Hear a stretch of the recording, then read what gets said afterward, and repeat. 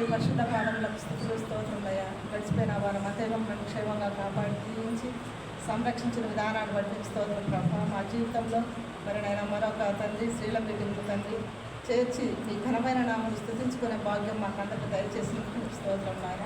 ఈ మీటింగ్ తండ్రి ఆది నుంచి అంతవరకు క్రమముగాను మర్యాదగా జరుగుతుంది మీకు చూపుతున్నాను ఆయన స్తోత్రంలో ప్రభావం. మరి ఆయన వాక్యం చెప్పనైన నీ దాస్త్రాన్ని జీవించి ఆశ్రయించుకునేట్టున్నాను. మా హృదయాలకు ఏది అవసరమో తండ్రి మరి నేను ఆ వాక్యాన్ని నీ బిడ్డ ద్వారా మేము విని గ్రహించి వాక్యానుసారమైన జీవితం మేమందరం జీవించటకు నీ కృప చూపులు వేడుకుంటున్నాం ప్రభావ. నీకు స్తోత్రం ప్రభావ. నీ యొక్క దాసరాల కుటుంబాన్ని దీవించి ఆశ్రయించి వేడుకుంటున్నాం ఆయన. మా సంఘ కుటుంబాలన్నీ దీవించి ఆశ్రయించి వేడుకుంటున్నాం ఆయన. ఎవరికి ఏది అవసరమో తండ్రి హృదయ రహస్యాలు నమ్మకలు తల్లి బిడ్డ అవసరం తీర్చుకుని వేడుకుంటున్నాం ఆయన. నీకు స్తోత్రం. సంఘంలో ఉన్న సంఘ పెద్దలను దీవించి ఆశ్రయించి వేడుకుంటున్నాం. సంఘ స్త్రీలను ఆశ్రయించండి, ఎవరి బిడ్డలను ఆశ్రయించి వేడుకుంటున్నాం. చిన్న బిడ్డలను ఆశ్రయించండి. ఆ సంఘాన్ని దీవించి ఆశ్రయించండి. సంఘ ఆవరణంలో చేరి యొక్క వాక్యాన్ని వింటున్న ప్రతి బిడ్డను దీవించి ఆశ్రయించండి. మేము అందరం తండ్రి ఈ యొక్క దీవెనలు పొందుకొని మా గృహాలు చేరుకుంటున్న చూడండి. మా ప్రభు యేసుక్రీస్తు పరిశుద్ధమైన నామమున రాజకాల దీవెనలు అడిగి వేడుకుంటున్నాం తండ్రి.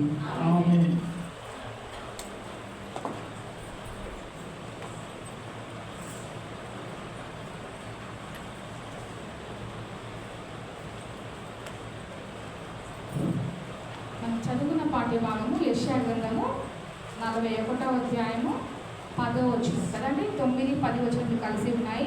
యెషయా గ్రంథము 41వ అధ్యాయము 9, 10 వచనంలో. కానీ నేను ఇక్కడ ఒక లైన్ మాత్రమే చదువుతున్నాను. 9, 10 వచనంలో మధ్య భాగంలో దిగులు పడకము నేను నిన్ను బలపరుతును, దిగులు పడకము నేను నిన్ను బలపరుతును. ఇక్కడ దేవుడు ఇశ్రాయేలులకు అప్పుడు వాగ్దానం చేసి ఉన్నాడు కదా. ఏమని వాగ్దానం చేసి ఉన్నాడు ఇశ్రాయేలులకు? దేవుడు చేసిన వాగ్దానం ఏంటంటే ఆయన వారికి తోడై ఉంటాడు, వారు దిగులు పడనవసరం లేదు. ఎప్పుడు వారికి దేవుడు వారికి తోడై ఉంటూ బలపరచు దేవుడని యెషయా ప్రవక్త ఒకసారి మరి జ్ఞాపకం చేస్తున్నాడు. ఏమని? దిగులు పడకము నేను నిన్ను బలపరుతును. ఇది ఇశ్రాయేలులకు చెప్పిన మాట, వారికి ఇచ్చిన వాగ్దానం. కానీ నేటి దినమున మనకు కూడా దేవుడు మాట్లాడుతున్నాడు. ఏమని మాట్లాడుతున్నాడు? దిగులు పడకము నేను నిన్ను బలపరుతును. మరి మన దేవుడు ఎవరు? బలపరచు దేవుడు. మన దేవుడు బలపరచు దేవుడు. దేవుడు బలపరచు దేవుడు కాబట్టి మనం కొంతమందిని గుర్తు చేసుకుందాం, జ్ఞాపకం చేసుకుందాం. బైబిల్ గ్రంథంలో ఎవరిని దేవుడు బలపరిచి ఉన్నాడు, దేవుడు ఎవరిని బలపరిచి ఉన్నాడని మనం ఒకసారి మొదటి రాజుల గ్రంథము 18వ అధ్యాయము 18వ అధ్యాయము 46వ వచనం చదువుతాం. రాజుల మొదటి గ్రంథము 18వ అధ్యాయము 46వ వచనం. యెహోవా హస్తము ఏలియాను బలపరచగా అతడు నడుము బిగించుకొని ఆహాబు కంటే ముందుగా పరిగెత్తుకొని పోయి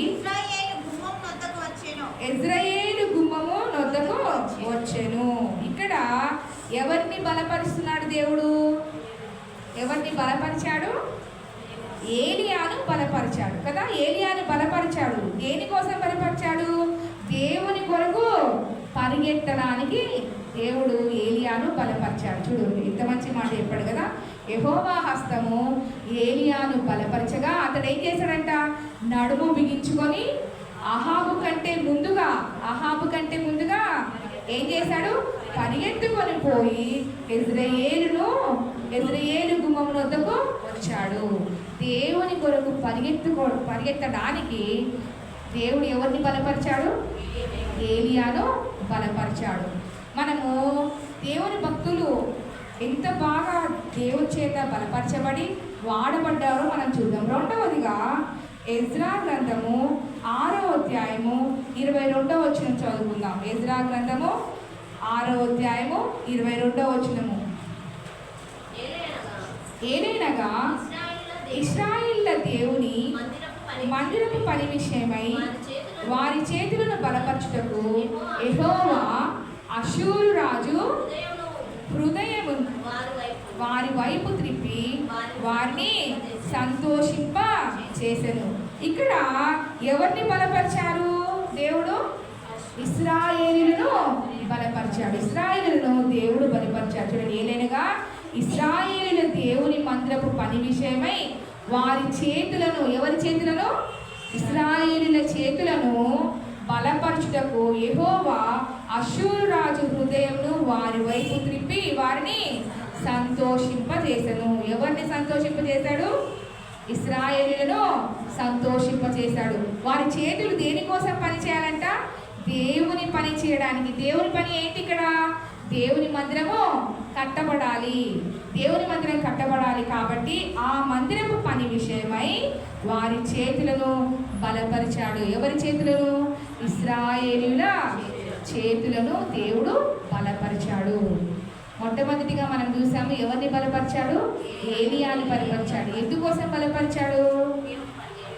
దేవుని పని చేయడానికా? ఎందుకోసం బలపరిచాడు? ఒకసారి మళ్ళీ చదవండి, మీకే అర్థమవుతుంది. యెహోవా ఎక్కడ? యెహోవా హస్తము ఏలియాను బలపరచగా అతడు నడుము బిగించుకొని అహాబు కంటే ముందుగా పరిగెత్తుకొని పోయి ఇశ్రాయేలు గుమ్మమునద్దకు వచ్చాను. ఏంటి? దేనికోసం ఇప్పుడు బలపరచబడ్డాడు ఏలియా? దేవుని కొరకు పరిగెత్తడానికి. దేవుని కొరకు పరిగెత్తడానికి దేవుడు ఏలియాను బలపరిచాడు. మొట్టమొదటిగా ఏలియాను దేవుడు బలపరిచాడు. దేనికోసం? దేవుని కొరకు పరిగెత్తడానికి. రెండవదిగా ఇశ్రాయేలును బలపరిచాడు దేవుడు. ఎవరి కోసము? ఎందుకోసము? ఆయన పని చేయడానికి, దేవుని పని చేయడానికి వారి చేతులను, ఇశ్రాయేలుల చేతులను దేవుడు బలపరిచాడు. మనకు ఇంకొకటి తెలుసు, ఎవరు? క్రొత్త నిబంధనలో ఎవరు బలపరచబడ్డారు? పౌలు భక్తుడు కదా. అపోస్తలుడైన పౌలు తిమోతికి రాసిన 2వ పత్రిక, అపోస్తలుడైన పౌలు తిమోతికి రాసిన 2వ పత్రిక 4వ అధ్యాయము 17వ వచనం చదువుదాం. అయితే నా ద్వారా సువార్త పూర్ణముగా ప్రకటింపబడు నిమిత్తమును అన్యజనులందరూ దాని విను నిమిత్తమును ప్రభువు నా ప్రక్క నిలిచి నన్ను బలపరచును గనుక నేను సింహపు నోట నుండి తప్పింపబడితిని. ఇక్కడ సింహము, ఇంతకుముందు చెప్పినాను ఈ వాక్యము, గుర్తుందా ఎవరికైనా? ఏంటి, ఏ వాక్యం చెప్పాను? ఇదే రెఫరెన్స్ చూసుకొని మనం ఒక వాక్యం చెప్పుకున్నాం. సాతానుడు ఎవరిని మృంగుదునా అని వెతుకుతుంటే ఏంటి? కీడు చేసే ఒక మనిషి. ఇక్కడ ఎవరున్నారు? కీడు చేసే మనిషి. ఎవరు? అలెగ్జాండర్ను గుర్తు చేసుకున్నాం. అలెగ్జాండర్ కీడు చేశాడు. కీడు చేసే ఒకటి ఎవరిని మృంగుదునా అని తిరుగుతుంది. సాతాను మనకు దూరపరుస్తాడు దేవుడి నుండి, దుష్టత్వము దూరపరుస్తుంది, తర్వాత కీడు అనేది కూడా దూరపరుస్తుంది. కానీ దేవుడు ఏం చేస్తాడు? బలపరిచే దేవుడు. ఇప్పుడు మనం పౌలు భక్తుని కూడా బలపరిచే దేవుడు బలపరుస్తున్నాడు, బలపరిచాడు కూడా పౌలును. అలాగే ఎలా బలపరచబడ్డాడు చూడండి. దేని విషయంలో?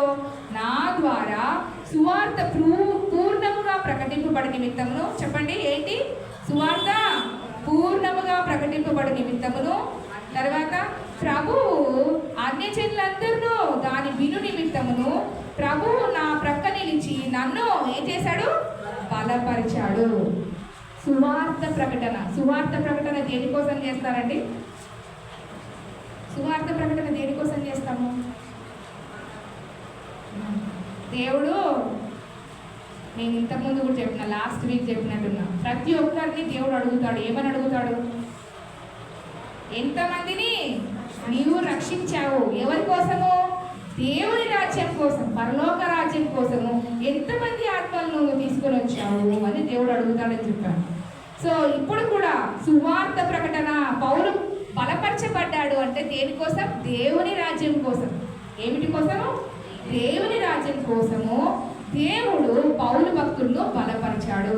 ఆయన ప్రక్కనే నిలిచాడంట. ఎవరి ప్రక్కన? పౌలు ప్రక్కన. అంటే ఆయన పక్షములుగా ఉండి బలపరిచెను గనుక సింహపు నోటు నుండి తప్పింపబడితిని. సింహం అంటే ఎక్కడ? ఎవరు సింహం అంటే? ఇక్కడ ఇతనికి సింహం ఎవరు? అలెగ్జాండరు అనే అతను కీడు చేయాలనుకున్నాడు.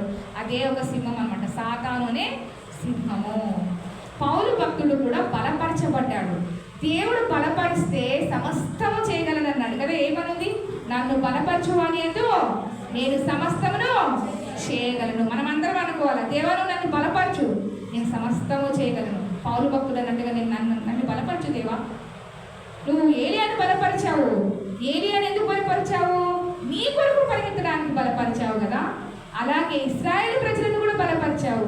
నీ మందిరం కట్టడానికి వారి చేతులను బలపరిచావు కదా. అలాగే పౌలు భక్తులు కూడా బలపరిచావు. నీ రాజ్యం కోసము ఎన్నో ఆత్మలు దేవుని రాజ్యం చేరబడాలి, సువార్త ప్రకటన చేయాలి అని చెప్పేసి అన్ని జనులందరూ దాని విను నిమిత్తం అంటే ఏది వినాలి? సువార్త వినాలి.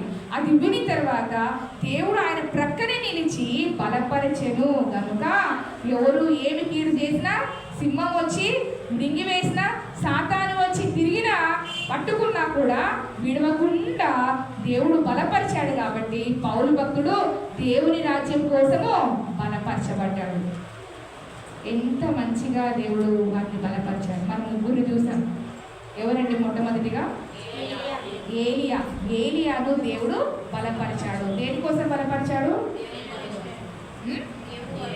దేవుని కొరకు పరిగెత్తడానికి, అంటే ప్రతి పనిలో ముందుండడానికి. అక్కడ ఎవరికంటే ముందున్నాడు?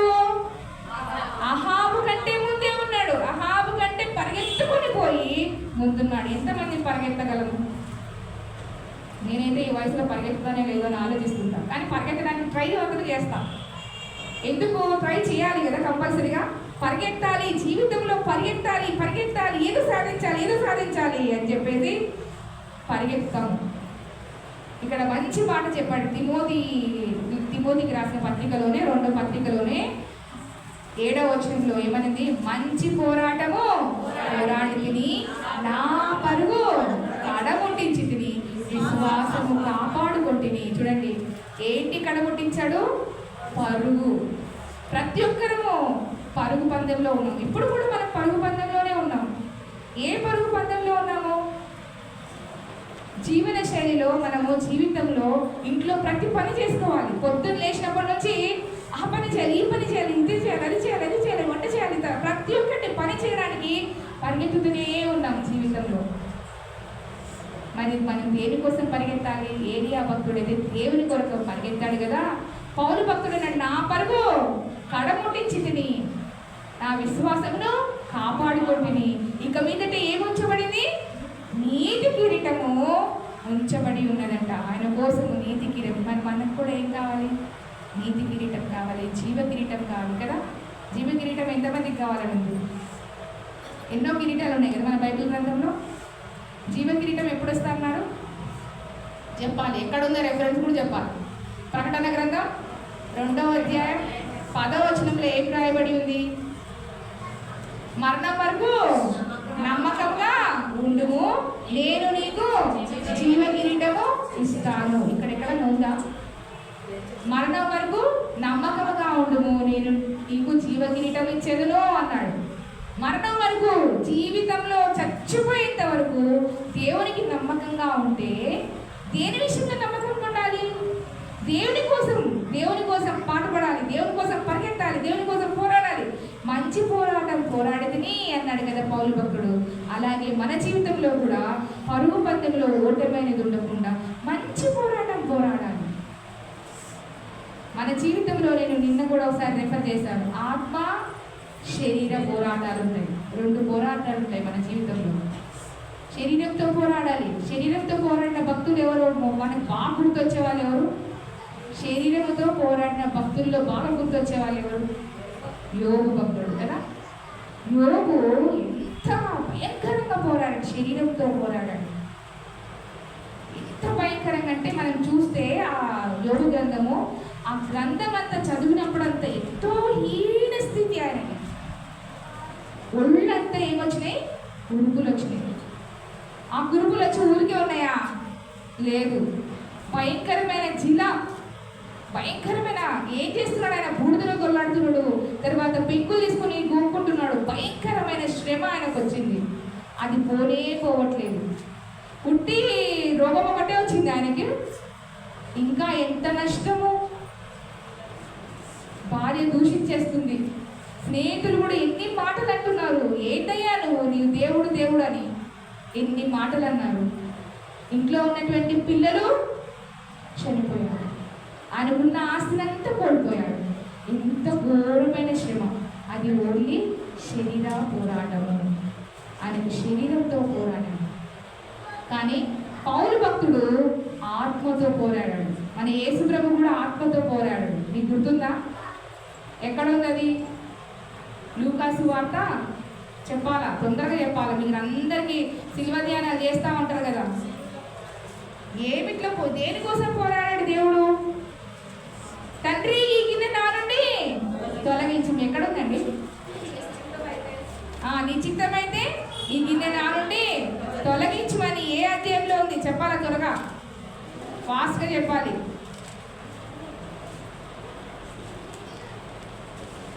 నాకు దొరికింది, మీరు చెప్పరా? ఎవరు చెప్తారు? బైబిల్లో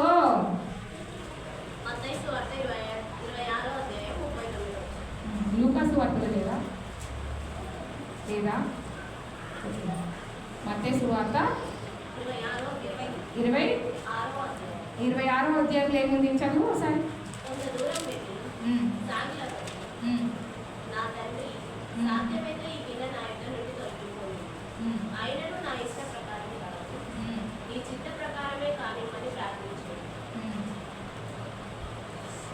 ఇంకొక మాట ఉంది. ఆయన చెమట బిందువులు రక్తంగా మారేను అని ఎక్కడ ఉంది? రెఫరెన్స్ చెప్పాలి. 26:38 వచ్చిన మత్తయి సువార్త 26:38 వచ్చినమా? చెప్పమ్మా, చదువు. అప్పుడు యేసు మరణమగునంతగా నా ప్రాణము బహు దుఃఖములో మునిగి ఉన్నది. మీరు ఇక్కడ నిలిచి నాతో కూడా మెలకువగా ఉండుడని వారితో చెప్పారు. తర్వాత ఏం జరిగింది? ఆయన చెమట రక్త బిందువుగా మారినది చెప్పాలి. నాకు మీకు దొరకలేదు.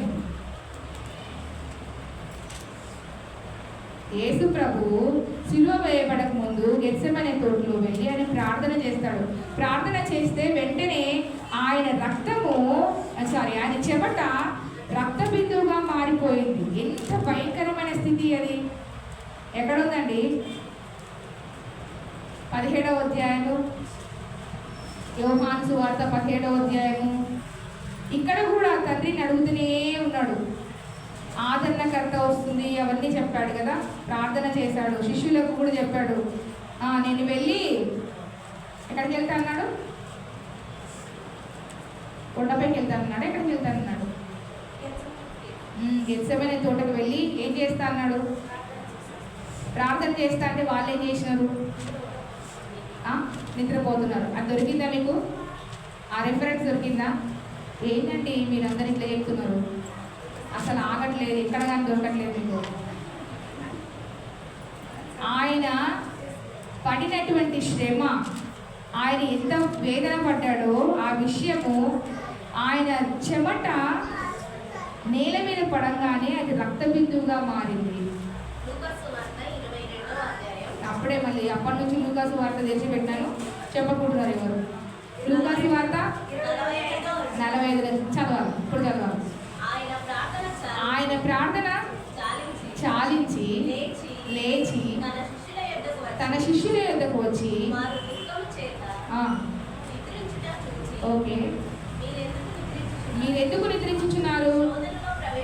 శోధనలో ప్రవేశింపకున్నట్లు లేచి ప్రార్థన చేయుడి. తర్వాత వాళ్ళు ఏం చేసినారు?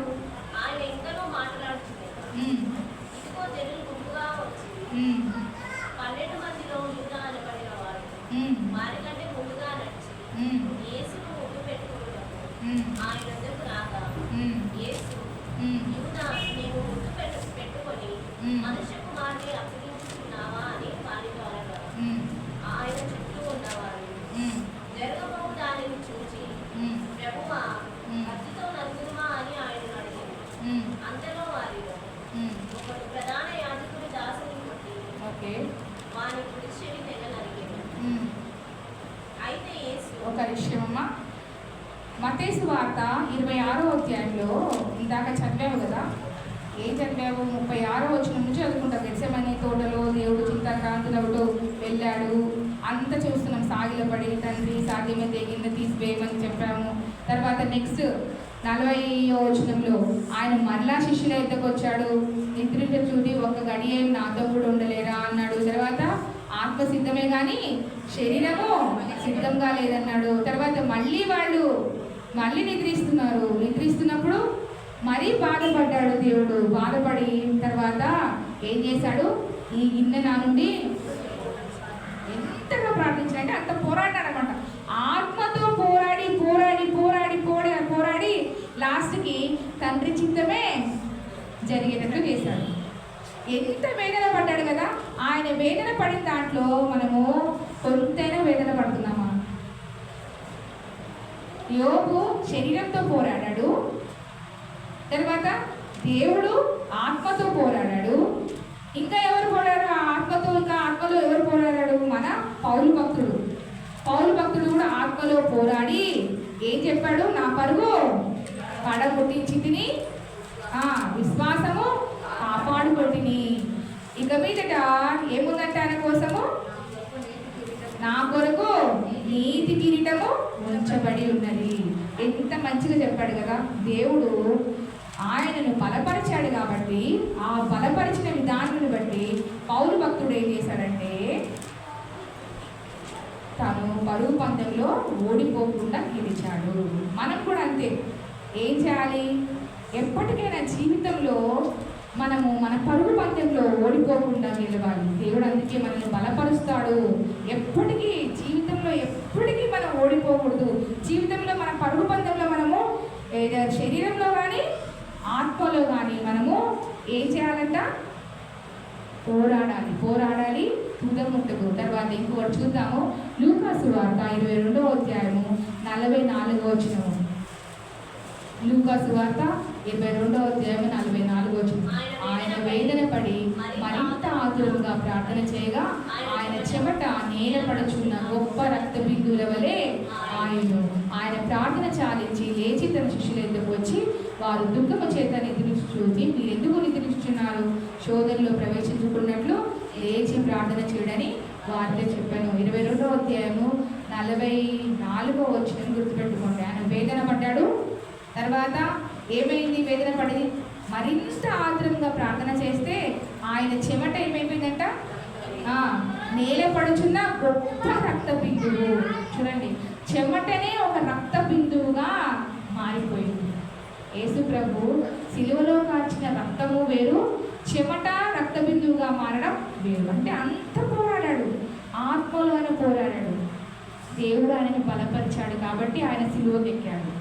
తండ్రి అయిన దేవుడు యేసు ప్రభువును బలపరిచాడు కాబట్టి ఆయన సిలువ మీద వేలాడబడ్డాడు. ఆయన మన కోసమే వేలాడబడ్డాడు. ముగ్గురిని చూసాం మనం. ఎవరిని? ఏలియా దేవుని కొరకు పరిగెత్తడానికి బలపరచబడ్డాడు. ఇశ్రాయేలీయులు దేవుని మందిరం కట్టడానికి వారి చేతులు బలపరచబడ్డాయి. పౌలు భక్తుడు దేనికోసం? దేవుని రాజ్యం కోసము ఆయన ఆత్మను రక్షించడానికి ఆయన బలపరచబడ్డాడు. మరి మనము దేని విషయమే బలపరచబడుతున్నాం? మనలో అది ఉందా? నన్ను బలపరచు వారి యందు సమస్తము చేయగలనన్న ఒక ఆశ ఉందా? దేవుడు ఖచ్చితంగా మనల్ని బలపరుస్తాడు. దేవుడు మనల్ని బలపరుస్తాడు కాబట్టి మనం దేవుడి సన్నిధికి రాబడుతున్నాము. ఈ రోజు మిస్ కాకుండా, ఒక్కరోజు మిస్ కాకుండా దేవుడి సన్నిధికి వస్తున్నామా? అలా బలపరచబడుతున్నామా మనము? ఒకసారి ఆలోచించుకోవాలి. ఆత్మలో పోరాటం, శరీరంలో పోరాటం మనకు ఎప్పుడూ ఉంటాయి. 2 కాన్ఫ్లిక్ట్స్ ఉంటాయి. కాన్ఫ్లిక్ట్ బిట్వీన్ స్పిరిట్ అండ్ ఏంటిది? శరీరాన్ని ఏమంటారమ్మా?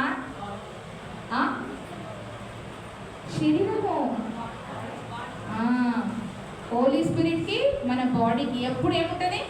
పోరాటం, కాన్ఫ్లిక్ట్ ఉంటుంది, ఎప్పుడు ఉంటుంది, జీవితంలో చచ్చేంత వరకు ఉంటుంది. కానీ రెండిట్లో గెలిచేంత వరకు కూడా దేవుడు మనల్ని బలపరుస్తూనే ఉంటాడు అన్న హోప్ పెట్టుకోవాలి. దేవుడు మనల్ని బలపరుస్తూనే ఉంటాడు. మన దేవుడు బలపరచు దేవుడు. దిగులు పడకము. ఏమన్నాడు? యెషయా గ్రంథం 41 మన మూల పాఠ్య భాగం. యెషయా గ్రంథం 41:10 మధ్య భాగంలో, దిగులు పడకము, నేను నిన్ను బలపరుతును. దేవుడు ఎప్పుడు మనల్ని బలపరిచే దేవుడు, నిరంతరం బలపరిచే దేవుడు. నిన్నటి దినం మనం చూసాం, ఆయన కృప నిరంతరం ఉంటుంది. ఆయన మనల్ని ప్రతిదినం ప్రతి క్షణం బలపరిచే దేవుడు. చాలా మంది అంటారు, అయ్యో శరీరంలో బాధపడుతున్నాను, ఇంత అనారోగ్యం వచ్చింది, ఎందుకు వచ్చింది? దేవుడా నువ్వు ఎందుకు నాకు ఇంత కష్టం పెట్టావు? దేవుడిని కాదు మనం ప్రశ్నించాల్సింది. దేవుడిని ఎప్పుడు మనం ప్రశ్నే వేయకూడదు. ప్రశ్న వేయకుండా దేవుడిని అడగాలి, దేవా నన్నైతే ఈ స్థితిలో ఉంచినావు, ఈ స్థితిలో ఉండడానికి కారణము నేనే వెతుక్కుంటాను. దేవా ఒక్కసారి నా వైపు తిరిగి చూసి. హిజ్కియా ప్రార్థన చేశాడు, ఆయన కన్నీళ్లు విడిస్తే దేవుడు జ్ఞాపకం చేసుకున్నాడు కదా. కన్నీళ్లు విడిచి ప్రార్థన చేసినప్పుడు హిజ్కియా ప్రార్థన, ఏ రోగం వచ్చింది ఆయనకి? మరణకరమైన రోగం వచ్చింది. అప్పుడు హిజ్కియాని బాగు చేసినాడు కదా, యోగుని బాగు చేసినాడు. యోగు ఒకసారి యాకోబు రాసిన పత్రిక చూద్దాము. యోగు గురించి ఎంత మంచి మాట ఉన్నాడు. యాకోబు రాసిన పత్రిక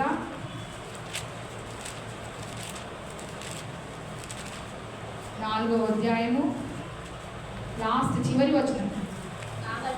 కాబట్టి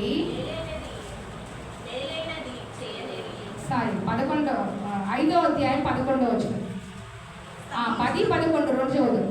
నా సహోదరులారా, ప్రభు నామమున బోధించిన ప్రవక్తలను శ్రమానుభవమునకు ఓపికకును మాదిరిగా పెట్టుకొనండి. ఏం పెట్టుకోవాలి? శ్రమానుభవమునకు ఓపికకును మాదిరిగా పెట్టుకోవాలి. ఎవరిని పెట్టుకోవాలంట? ప్రభు నామమున బోధించిన ప్రవక్తలు. తర్వాత సహించిన వారిని ధన్యులను కొలుచున్నాను కదా. మీరు యోబు యొక్క సహనమును గూర్చి వింటివి, ఆయన ఎంతో జాలియు కనికరమును గలవాడని మీరు తెలుసుకొని ఉన్నారు.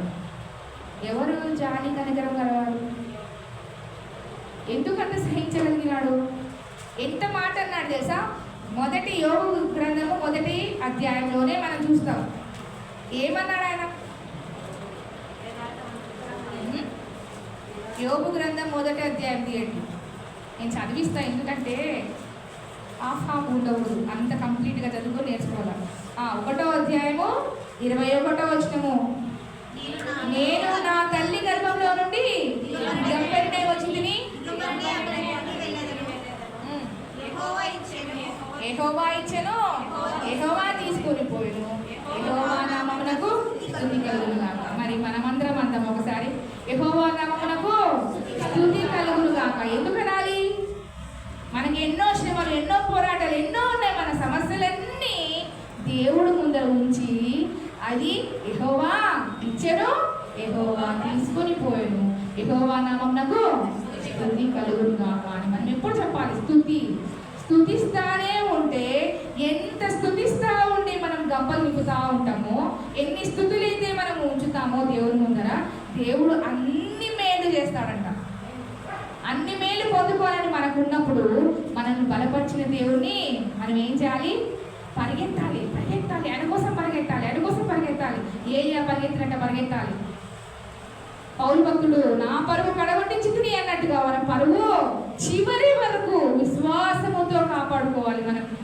మనము దేవునిలో ఉన్నాం కాబట్టి, దేవుని బిడ్డలం కాబట్టి, బలపరచబడ్డ వారం కాబట్టి ఎప్పుడు కూడా బలహీనంగా ఉండకూడదు. ఎలా ఉండాలి? కత్తిలాగా ఉండాలి, అట్లే షార్ప్గా ఉండాలి, ఎంత ఫాస్ట్గా వెళ్ళాలి.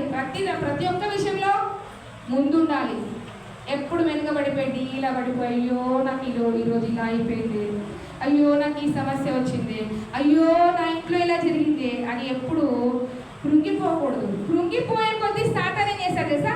తొక్కుతాడు, ఇంకా తొక్కుతూనే ఉంటాడు. కమాన్ అని నెక్స్ట్ 1, 2, 3 తొక్కుతూనే ఉంటాడు. ఎన్ని టైమ్స్లో తొక్కుతుంటాడు. ఎప్పుడైతే దేవుడు నన్ను బలపరుస్తాడో అని నమ్ముతాము, నా దేవుడు బలపరిచే దేవుడు అని నమ్ముతాము, ఆ క్షణమే దేవుడు సాతానికి నిన్ను అప్పచెప్పడు.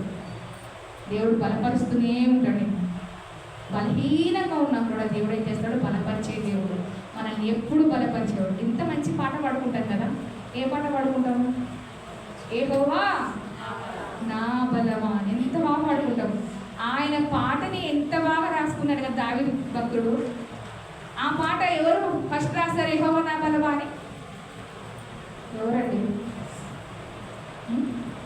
దావీదే రాశాడా? యెహోవా నా బలమా యథార్థమైనది నీ నామం అని ఎవరు రాశారు? అంటే మన ఆంధ్ర క్రైస్తవ కీర్తనలు కాదు నేను అనేది, బైబిల్ గ్రంథంలో దావీదు రాశాడు కదా.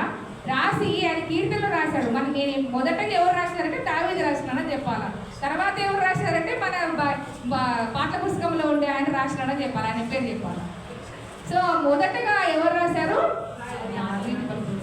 యెహోవా నా బలమా యథార్థమైనది నీ నామం. ఎంత గొప్ప దేవుడు మన దేవుడు. మన దేవుడు యథార్థవంతుడు, నిందారహితుడు, పాపుల్లో చేరక ప్రత్యేకంగా ఉన్న దేవుడు, మనల్ని బలపరిచే దేవుడు, మనం కృంగిపోయినప్పుడు మనల్ని ఆదుకునే దేవుడు, మనల్ని లేవనెత్తే దేవుడు, ప్రతి సమస్యకు ఆయన పరిష్కారం ఇచ్చే దేవుడు. ఇప్పుడు ఎగ్జామ్స్ రాస్తున్న బిడ్డలని బాధపడకండి. నా బిడ్డలు మంచి మార్కులతో వస్తారు అన్న హోప్ పెట్టుకోవాలి. పాజిటివ్, ఎప్పుడు పాజిటివ్ వెళ్తుండాలా, ఎప్పుడు నెగిటివ్గా ఆలోచించకూడదు. ఎప్పుడు ఇంకా చదువుతలేదు, పడుకోవద్దు, చదువుకో అని ఎవరు ప్రెషర్ చేయదండి. పిల్లల్ని కూడా ప్రెషర్, తల్లిదండ్రులు ఏం చేయాలి? తల్లులు మెయిన్, తండ్రులు ఏం పట్టించుకోలేము కానీ మోస్ట్లీ తల్లి ఏం చేయాలి? పిల్లలకి ఒక ప్రెషర్ పెట్టకూడదు, బలవంతం అనేది చేయకూడదు. పిల్లలకి they have their own time. స్కూల్లో చదివి వస్తారు, మళ్ళీ ఇట్లా కాడ కూడా ఫోర్స్ చేయకూడదు. ప్రెషర్ అనేది పిల్లలకి పెట్టకూడదు, మనం కూడా ప్రెషరైజ్ కాకూడదు. బలవంతంగా మనం పనులు చేసుకోకూడదు, బలవంతంగా ఒకరిని ఒత్తిడి చేయకూడదు, మనం కూడా బలవంతంగా ఒత్తిడి పరచబడకూడదు. ఎంత సాఫ్ట్గా వెళ్తూ ఉండాలి జీవితంలో. ఎంత ఈజీ చెప్తారు పాస్టర్, మీకేమి పిల్లలా ఏమన్నా మీకేం ప్రాబ్లమ్స్ ఉన్నాయని. అట్లా అనగండి. పిల్లలు ఉన్న వారికి శ్రమలు ఉన్నాయి, పిల్లలు లేని వారికి శ్రమలు లేవు అని కాదు. దేవుని చేత సృజించబడిన ప్రతి ఒక్కరూ ఈ లోకంలో శ్రమ పొందాల్సిందే. ఎవరికైనా శ్రమలు ఉంటాయి. ఏదైనా పిల్లల నుంచి ఉండొచ్చు, ఇంకొకరి నుంచి ఉండొచ్చు, ఏదైనా ఈ లోకంలో ఎవరి నుండైనా మనకు శ్రమలు ఉండొచ్చు. లేకపోతే మనకు మనమే పోరాడబడుతుండొచ్చు, కృంగిపోతుండొచ్చు. లోన్లీగా ఉండడం కూడా ఒక పెద్ద డేంజరస్ థింగ్ కదా. నేను అందుకనే నా మైండ్ సెట్ లోన్లీగా ఉండకుండా నేను ఏం చేస్తుంటే ఏదో ఒకటి చేస్తూనే ఉంటాను. ఇక ఖాళీ ఉండబుద్ధి కాదు. సార్ అంటే నిద్రపోమా, నిద్రపోము అని. నాకు నిద్ర రాదు, పగులు అంటే నిద్ర రాదు, ఎందుకో ఏమో. ఈ ఇంటికి వచ్చినాక కొంచెం పడుకుంటున్నా, ఒక ½ an hour అట్లా పడుకుంటున్నా. ఆఫ్టర్నూన్ కొంచెం నిద్ర వస్తుంది, అది కూడా మళ్ళీ అలర్ట్గానే ఉంటుంది బ్రెయిన్. ఏదైనా శబ్దం వచ్చిన టక్కన లేస్తా. ఎందుకంటే అట్లా అలర్ట్నెస్ ఎప్పటి నుంచో చిన్నప్పటి నుండి ఆ చురుకుదనం అనేది వచ్చేసింది. మైండ్ అనేది నిద్రకి ఆస్కారం ఇవ్వకూడదు. నిద్రకి ఎప్పుడైతే ఇస్తామో idle's man brain is devil's workshop అంట. ఏంటిది? మనిషి ఎప్పుడు నిద్రలో ఉంటే, ఎప్పుడు సోమరితనంగా ఉంటే ఆయన తల నిండా ఏముంటుంది? పిశాచాల కుప్ప ఉంటుందంట. సో అలా కాదు, మన బ్రెయిన్ ఎప్పుడు షార్ప్ పెట్టుకోవాలి. తెల్లవారుజామున 3 గంటలకు ఎంతమంది చేస్తున్నారు? ఒకసారి చేతులు ఎత్తారు. 3 గంటలకు లేచేవాళ్ళు, పోనీ 4 గంటలకి, 5 గంటలకి, ఆఖరికి 6 గంటలకు లేస్తున్నారా ఎవరైనా? 6 గంటలకు లేసే వాళ్ళు కూడా లేరా? అంటే 6 గంటల కంటే ముందు లేస్తున్నారు మీరంతా. వెరీ గుడ్, ఇట్లనే ఉండాలి. 3 నుంచి 6 వరకు లేచి ప్రార్థన చేయండి. 3 గంటలకు లేవలేదు, 4 గంటలకు లేదు, 4 గంటలకు లేవలేదు, 5 నుంచి 6 వరకు గంట సేపైనా ప్రార్థన చేయండి. ఇంట్లో ఉండే ప్రతి సమస్య పోతుంది. డే అంతా యాక్టివ్ ఉంటారు, చాలా హ్యాపీగా ఉంటారు, నవ్వుకుంటూనే ఉంటారు. ఏ సమస్య మనకు రాదు. ఏ పని చేసినా కూడా మనకు బలహీనంగా అయిపోవు, బలపరచబడుతూనే ఉంటాం. ప్రార్థన చేస్తేనే, ఊరికి లేచి కాళ్ళు మొహం కడుక్కొని ఎక్సర్సైజ్ చేసి అది కాదు. మన ఫిజికల్ బాడీకి కాదు, ఆత్మకి ఏం కావాలి? ప్రార్థన కావాలి. మన ఆత్మ ప్రార్థనలో గడిపితే అప్పుడు దేవుడు మనల్ని మార్నింగ్ టిల్ ఈవినింగ్, లేకపోతే నైట్ వరకు, మళ్ళీ పడుకునేంత వరకు శ్రమనే లేదు, కష్టమే ఉండదు. అన్నీ చలాకగా చేసుకుంటూ పోతుంటారు పనులు. ఎవరి మీద డిపెండ్ కాము. మా మమ్మీ అదే అంటది, ఏంటి పాపం ఒక్కదాన్ని టకటకటక ఇదే మాట్లాడుతుంటే అప్పుడే చేసింటావని. అంటే అంత ఫాస్ట్గా కుక్ చేసింటా, నాకు తెలియకుండానే మమ్మీతో మాట్లాడుతుంటే నాకు పనులు చేసుకుంటుంటా, మమ్మీతో మాట్లాడితే అక్కడ చాప్ చేసుకుంటా. అన్నీ టక టక టక టక చేసుకుంటూ పోతుంటాం. కొంతమంది చేస్తారు 3 గంటలు 4 గంటలు వంటలు చేస్తూనే ఉంటారు. ఏముంటుంది ఆ కిచెన్లో నాకు అర్థం కాదు. అన్ని రోజు చూసేవే కదా థింగ్స్ అన్ని. ఇక్కడ పసుపు ఉంది, ఇక్కడ కారం ఉంది, ఇక్కడ ఉప్పు ఉంది అని తెలుసు. But they are very late. ఎందుకు నాకు అర్థం కాదు. మేబీ ఏమైనా ఆలోచించుకుంటూ చేస్తుంటారేమో, కానీ ఆలోచనలన్నీ కూడా రాకుండా చేయగల శక్తి మాత్రం మన దేవుడు. 10 నిమిషాల్లో చేసిన పనులు, హాఫ్ అన్ అవర్లో చేసిన పనులు గంట 2 గంటలు 3 గంటలు చేస్తూ ఉంటారు. కిచెన్లోనే వంట మనిషిలాగా కిచెన్లోనే మగ్గిపోతూ ఉంటారు చాలా మంది. ఆ టైం దేవుని సన్నిధిలో లేకపోతే దేవుని కోసం మనం వెచ్చించామనుకోండి, పొద్దున్న లేచి అసలు 10 నిమిషాలు కాదు 5 నిమిషాలు అన్ని పనులు. ప్రతి ఒక్క పని మీరు చేసి చూడండి. మార్నింగ్ 3 o'clock, ఎస్పెషల్లీ 3 o'clock లేచి ప్రార్థన చేస్తే ఖచ్చితంగా దేవుడు ఏం చేస్తాడు, డే అంతా నీకు అన్ని టైం అంతా సఫలీకృతం చేసి పిల్లలతో సంతోషం గడపడానికి, హస్బెండ్తో సంతోషం గడపడానికి, ఇంకా పక్కన వాళ్ళతో సంతోషం గడపడానికి మనకు టైం చాలా దొరుకుతుంది. చాలా టైం దొరుకుతుంది. ఎంత అంటే అంత దొరుకుతుంది. అన్ని సిస్టమేటిక్గా జరిగిపోతాయి. అది చేసి చూడండి ఒకసారి. ఇవన్నీ నేను అరౌండ్ 16-17 years నుంచి స్టార్ట్ చేసిన. 3 గంటలకు లేదాం. 3 గంటలకు మా ఇంట్లో లేపుతారు. ఎందుకంటే మేము సేవకుల కుటుంబం కాబట్టి మా ఫాదర్ మదరు 3 గంటలకు లేచి అలవాటు చేసినారు. 5 గంటలకు 3 గంటలకు లేచి ఏం చేయాలి మీకు డౌట్ వచ్చింటుంది. 3 గంటలకు లేచి ప్రార్థన చేసుకొని మొహం కడుక్కొచ్చుకొని ప్రార్థన చేసుకొని మళ్ళీ నిద్ర అవ్వకూడదు. కళ్ళు ఒక మీద నీళ్ళు చల్లుకోకుంటే నిద్ర వస్తుంటుంది కదా. ఫస్ట్ పోయి ఫేస్ వాష్ చేసుకొచ్చుకోవాలి. అన్ని కాళ్ళు కృతమలు చేసుకొని వచ్చి ప్రార్థన కూర్చొని ఏం చేయాలి, బైబిల్ చదువుకోవాలి, ప్రేయర్ చేసుకోవాలి, ఇంగ్లీష్ బైబిల్ చదవాలి, తెలుగు బైబిల్ చదవాలి. ఇవన్నీ సిస్టమాటిక్. ప్రతిరోజు ఒక చాప్టర్ ఇంగ్లీష్ బైబిల్ చదవాలి, ఒక చాప్టర్ తెలుగు బైబిల్ చదవాలి, పాత నిబంధన గ్రంథం చదవాలి, కొత్త నిబంధన గ్రంథం చదవాలి. ఇంత స్ట్రిక్ట్గా పెంచినారు. ఇంగ్లీష్ నేను అప్పుడే నేర్చుకున్నా, చిన్నప్పుడే నేర్చుకున్నా, స్కూల్లో నేర్చుకున్నా, ఇంట్లో నేర్చుకున్నా. అంటే ఎందుకు దేవుడు మమ్మల్ని అట్లా వాడుకున్నాడు? సేవకుల కుటుంబంలో కాబట్టి మీరు ఎట్లున్నారు, ఎందుకు మనం ఎందుకు చేయకూడదు? నేను మా హస్బెండ్ని పెళ్లి చేసుకున్న, మా హస్బెండ్ స్టైల్నే మార్చిపడేసిన. అంటే లైక్ ఏవో కొన్ని థింగ్స్ ఉంటాయి కదా, అవి చేయకూడదు, ఇట్లా చేయాలి ఇట్లా చేయాలి అంటే మనం చదువుకోవాలి, మనమే చేయాలి. చేయగలిగేది ఎవరికి? ఆడవాళ్ళకే ఉంటుంది. స్త్రీ ఎవరు? స్త్రీ బలహీనమైన ఘటము అంటారు. కానీ స్త్రీ ఏం సాధించగలరు? ఎక్కడ దృష్టి చూడండి. సునీత విలియమ్స్ ఎక్కడికి పోయించింది చెప్పాలండి. ఏంటండి మీరు ఉంటే చెప్పాలి, మాట్లాడాలి, ఇంటరాక్షన్ చేయాలి, మాట్లాడండి. ఒక 5 నిమిషాలు ఏమనుకోవద్దండి, టైం అయిపోయిందని. సునీత విలియమ్స్ ఏం చేసింది? అంతరిక్షం పోయించింది. అంటే సాధించే శక్తి ఎవరికి ఉంది? లేడీస్కే ఉంది. ఎందుకు ఆమె ఒకటే ఉందా, నాకు లేదా? ఉంది. You do have. ఏమిట్లో సాధించగలం? ఇంటిలో ఫస్ట్ సాధించి బయట ఏమో అంటారు కదా, ఇంట గెలిచి రచ్చ గెలిచాలని. సో మన ఇంట్లో మనం ప్రార్థన చేస్తే మన ఇంటి బిడ్డలందరూ రక్షణ పొందుతారు. మన ఇంటి పిల్లలందరూ దేవుడి సన్నిధికి వస్తారు. ఇవన్నీ జరుగుతాయి. మనం అనుకుంటాం, అయ్యో ఇది రాలేదే, వాళ్ళు రాలేదే, అమ్మాయి రాలేదే అనుకోని అవసరం లేదు. దేవుడే వారితో మాట్లాడతాడంట. మనం ఎప్పుడైతే తొందరగా లేచి ప్రార్థన చేస్తామో ఇది ఒక్కటి చదివిస్తాయి ఏమనుకోదండి. విలాప వాక్యం తెలియండి. ఇది ఒక్కటి చదివించి ముగించేస్తాను, ఎక్కువ సోది చెప్పకుండా. విలాప వాక్యములు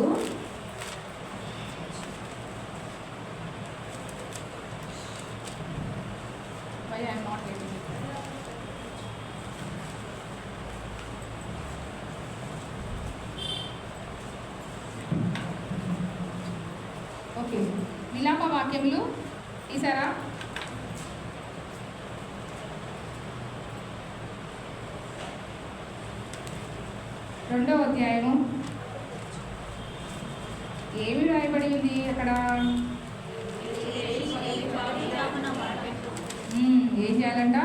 నీవు లేచి 19 వచ్చు. నీవు లేచి మొదటి జామున మొరపెట్టుము, నీళ్లు కుమ్మరించినట్లు ప్రభు సన్నిధిని నీ హృదయములు కుమ్మరించుము. నీ పసిపిల్లల ప్రాణం కొరకు నీ చేతులను ఆయన తట్టు ఎత్తుము. ప్రతి వీరి మొదలు ఆకలిగొని వారి మూర్ఛిల్లుచున్నారు. నీవు ఎవరి ఎడల ఈ ప్రకారం చేస్తూ యెహోవా దృష్టించి చూడుము. తమ గర్భఫలంలో తాము ఎత్తుకొని ఆడించిన పసిపిల్లల స్త్రీలు భక్షించిన తగున. ఓకే, ఇదంతా తెలియచేయండి. బట్ ఏం చేయాలంటే లేచి సియోని కుమారి 18వ వచనము, మధ్య భాగంలో సియోను కుమారి ప్రాకారమా, నదీ ప్రవాహం వలె దీవారాత్రం కన్నీరు పారనిము, విరామము కలగనీయకుండా నీ కంటి పాపను ఏం చేయాలంట? విశ్రమించాలి కదా. ఏమనండి? కంటి పాపను విశ్రమింపజేయాలనిందా? విశ్రమింప చెయ్యము అని. అసలు నిద్రపోవద్దని. కంటి పాప అంటే ఏంటి? ప్యూపుల్, మన కన్నులో ఉండేటువంటి ప్యూపుల్, మిడిల్ రెటీనా మధ్యలో ఉండేది, అది అసలు నిద్రపోలేకూడదంట. అంటే ఎందుకు నిద్రపోకూడదు? 8 గంటలు నిద్రపోమన్నారు డాక్టర్. మనం ఏంటి 6 గంటలన్నా కనీసం నిద్రపోమన్నారు.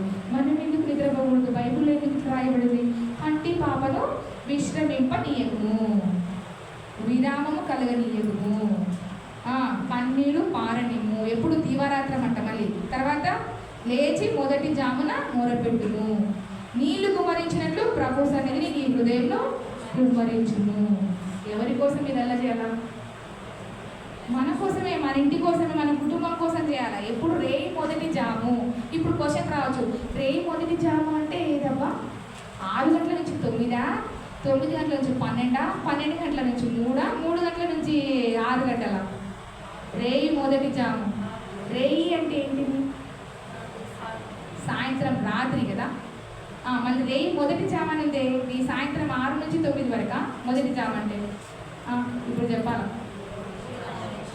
3 గంటల నుంచి 6 గంటల వరకు, అది మొదటి జాము అంటే. దేవుడు కూడా పెద్దల కడనే లేచి ఎక్కడున్నాడంట? మొదటి జాములో ఆయన కొండ మీద వెళ్ళి ప్రార్థన చేసినాడంట. అట్లనే మనం కూడా చేయాలి. యేసుప్రభుని మాదిరి పెట్టుకోవాలా.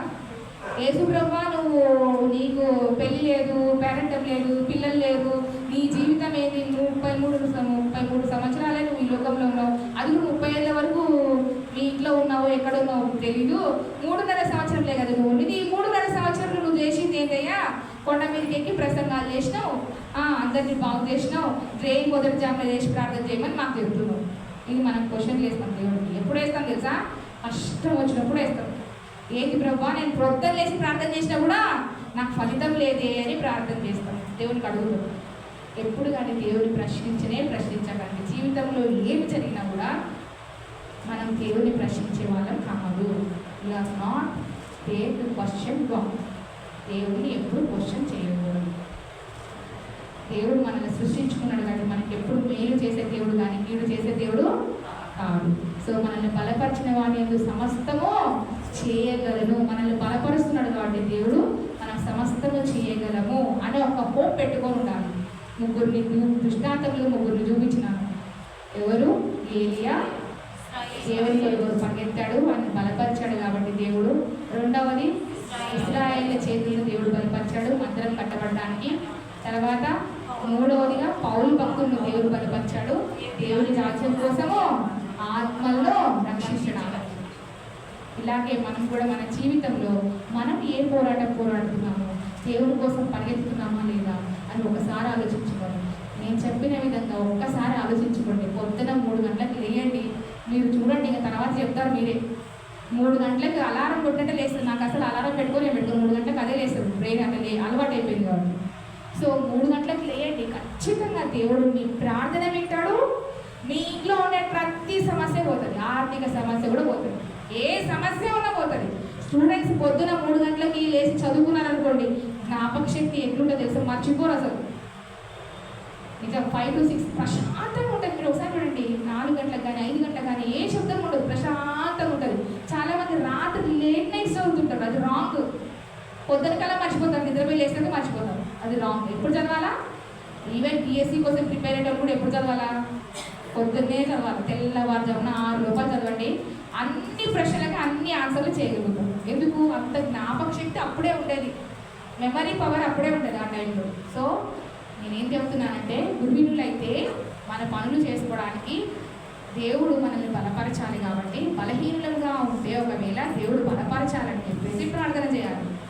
ఏమని ప్రార్థన చేయాలి? దేవా, నీ కోసం నేను పరిగెత్తుతాను, నీ కోసం నేను పోరాడతాను, ఇంకా నీ కోసము పౌలు భక్తులనట విశ్వాసాన్ని కాపాడుకుంటాను. దేనికోసం ఉంటాను? నీతి కిరీటం కోసము నేను పరిగెత్తుతానయ్యా. తర్వాత జీవ కిరీటం, మరణం వరకు నమ్మకంగా ఉండమన్నావు కదా, జీవ కిరీటం పొందుకుంటానయ్యా, నీ దగ్గరకు వచ్చినటువంటి ఎన్నో బహుమతులు పొందుకుంటానయ్యా అని చెప్పేసి మనము ఎవరి వైపు చూడాలా? మనల్ని బలపరిచే దేవుని వైపు చూస్తూ మనం ఈ లోకంలో జీవిద్దాం. ఎన్నో మేలులు పొందుకుందాం. మేలులు పొందుకొని దేవుని యందు విశ్వాసం ఉంచిన మనము ఎప్పటికీ ఎడతెగక నిత్యము నిలకడగా జీవిస్తూ దేవుని యందు ఎంతో ఆసక్తి కలిగి జీవిద్దాం. మనము ఇప్పుడు వాక్య ఫలింపు కొరకు ప్రార్థన చేశారు కదా, ఒకరు వచ్చి వాక్య ఫలింపు కొరకు ప్రార్థన చేయవలసింది మనం చేస్తున్నాను. శైలజ సిస్టర్ ప్రేయర్ చేస్తారా? రండి.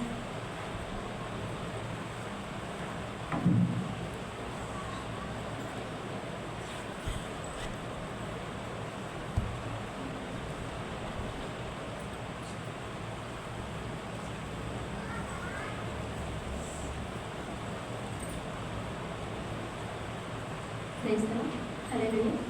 వాక్య ఫలింపు కొరకు ప్రేయర్ చేసుకుంటాము. అందరినీ ఉపయోగించినట్లయితే పరిశుద్ధుడ మహోన్నతుడ మహాగరుడమైన నా తండ్రి, సర్వశక్తిమంతుడమైన దేవ, నీకే స్తోత్రములు నా ప్రభువా. నా తండ్రి, ఈ శనివారం రోజున నా ప్రభువా స్త్రీల కూడికగా సంఘమంతయు నా ప్రభువా నీ సన్నిధానంలో చేరి నా తండ్రి నిన్ను స్తుతించి ఆరాధించి నీ వాక్యంలో లోనుకొని కృపను మాకించినందుకు కోట్లాది కృతజ్ఞతాస్తుతులు స్తోత్రములు చెల్లించుంటి యేసయ్య. నా తండ్రి, ఏ రీతిగా అయితే నా ప్రభువా నా తండ్రి జ్ఞానవంతురాలు తన ఇల్లు కట్టుకున్నాను, 3 రాళ్ళు తన ఇంటిని పెరిగివేసుకొని అన్నావు నా ప్రభువా. మొదటి జామున నా ప్రభా ఏ స్త్రీ అయితే నా తండ్రి మోకరించి ప్రార్థన చేసుకొని తన కుటుంబాన్ని కట్టుకొని నా ప్రభా ప్రార్థనతో ఆధ్యాత్మికంగా నా ప్రభా పరిశుద్ధ